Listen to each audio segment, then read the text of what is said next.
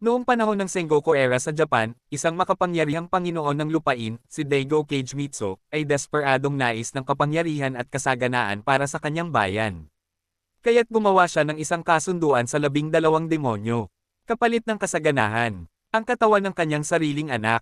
Nang isinilang ang sanggol, ito ay walang balat, walang mata, walang kamay o paa, walang pandinig, at walang boses. Isang nilalang na parang hindi tao. Iniwan siyang mamatay. Ngunit isang mabait na manggagamot ang kumupkop sa kanya at nilagyan siya ng mga prosthetic body parts, kahoy na kamay, paa, at espada sa mga braso. Pinangalanan niya ang bata ng Hyakkimaru. Ginugol ng lalaki sa pagsasanay sa kanyang sarili upang maging pinakamalakas na sundalo sa mundo. Samantala pagkatapos patayin ng libo-libong demonyo ang Diyos na makapangyarihan ni Hyakkimaru ay naging aktibo at muling nabuo ang binti na nawala sa kanya. Sa paglipas ng taon at siya ay naging 16 pinagsisihan ng lalaki na hindi niya tinuruan si Hyakkimaru bukod sa pagpatay.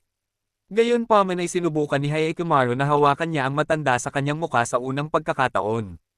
Pagkatapos niyakap niya ang lalaki na nagpalaki sa kanya na para niyang ama bago niya ito iniwan. Gusto mo ng susunod na part? Subscribe ka na.